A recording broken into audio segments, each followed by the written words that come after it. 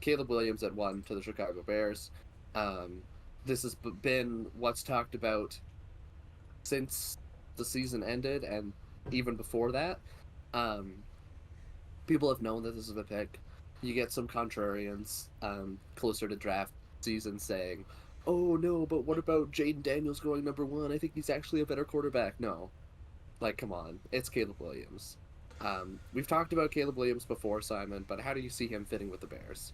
Well, I mean, it's the type of thing where its best quarterback goes to the team that needs a quarterback probably the most right now after trading away Justin Fields. And whether you think he's the best or not, he's going to be the guy who goes here. I don't imagine a world where Jaden Daniels goes first. I mean, if he does, this ends up being a much funnier episode to watch back on Saturday. Yes. But I I mean, at least in my own head, I don't see a world where it happens. I think even the Bears have pretty much, in what they've done leading up to the draft, have pretty much just said, yeah, we're taking this guy. This is our guy.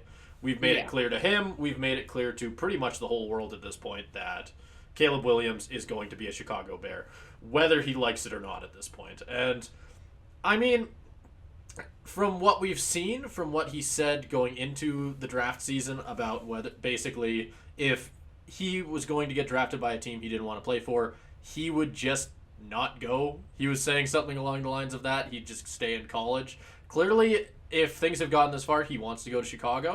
Can't do that anymore. Yeah, no, it's a little late now. It's a little too So late for that. yeah, but I think it's been well known that the first pick would be Chicago for a while now. So I think it's fairly obvious he Yeah. does legitimately want to go to Chicago. And I mean, I guess we'll see how that works out for him. It hasn't worked out very well for many of his predecessors, but It's true. But I do think Chicago now is a much better landing spot for Caleb Williams than a lot of other people.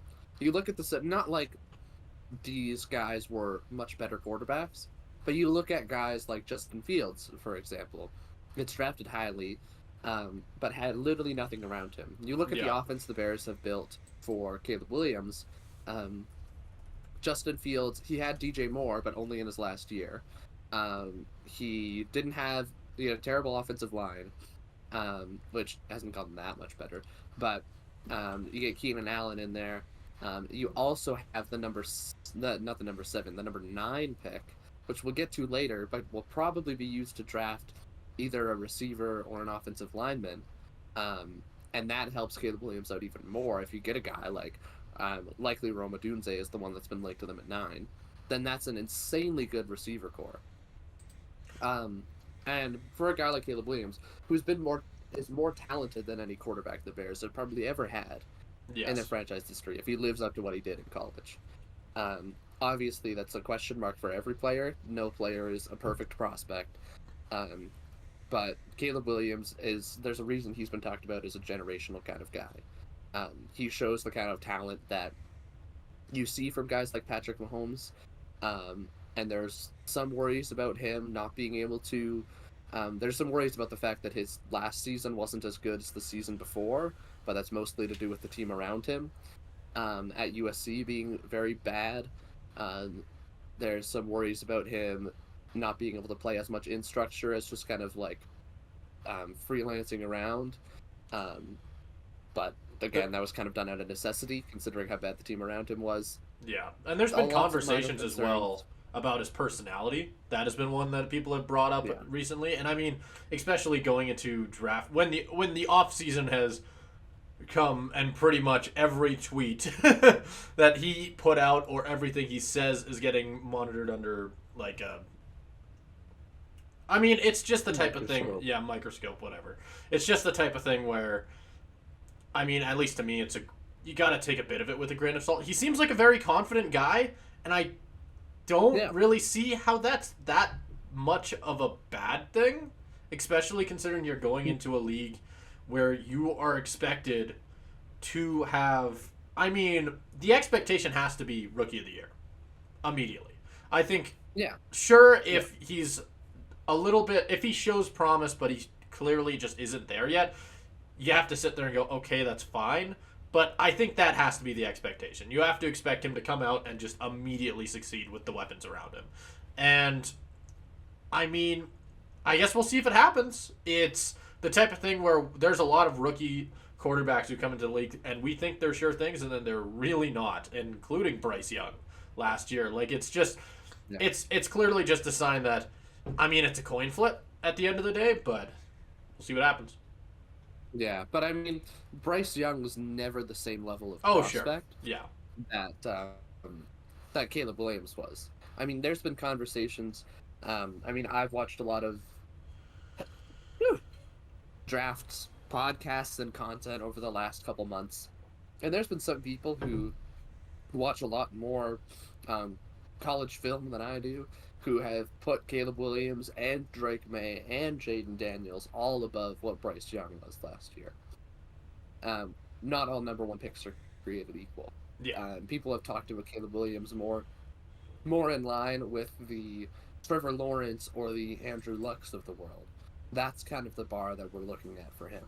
That's a lot of pressure, but it also means like yes, that is I think the he's ready expectation for that it. you talked about. Yeah, I think he's ready I think for so it. too. Yeah, I mean, I think he knows that's going to be the case. He's known that was going to be the case since for however long at this point, 2 or 3 years that we've been talking about this guy. Probably 2 years after, especially after last season.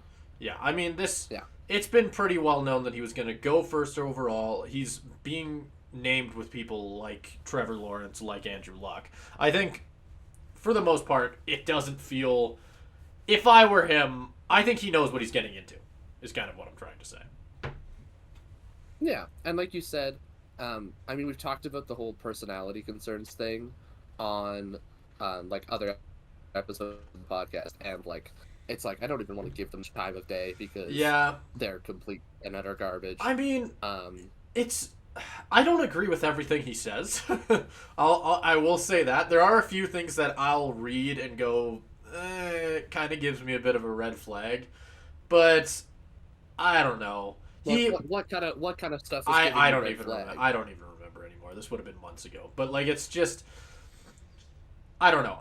It's I do small think he's enough kind that of I don't painted in care. a bad light. Yes. And I also think most NFL prospects are fairly confident even if he's just the only one who's saying it.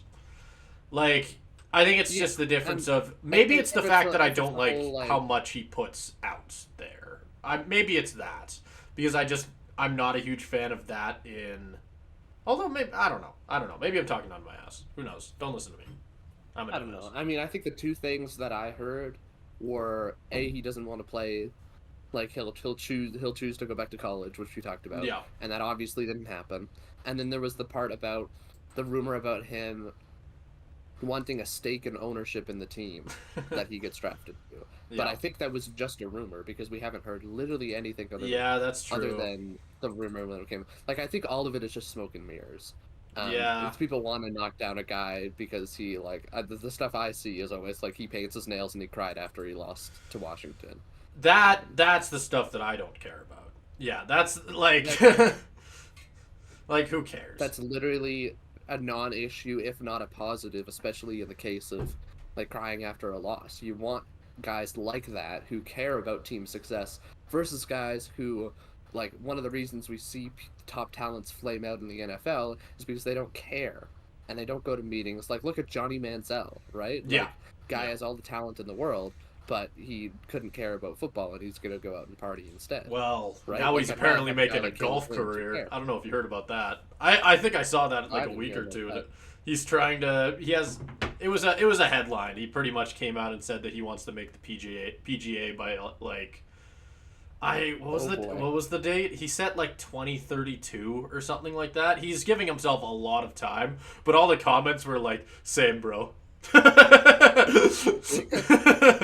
Me too. Not gonna happen. Well, I mean, who knows? Not gonna happen. I don't think any of us have seen him golf, so. That's true. Maybe he's maybe got a he's special secret talent. Yeah, maybe he's just insane with a putter. Maybe that's what he was doing in college the whole time. Well, I don't know about that. I think there's rumors to the contrary on that one. If we want to move on to the number 2 pick,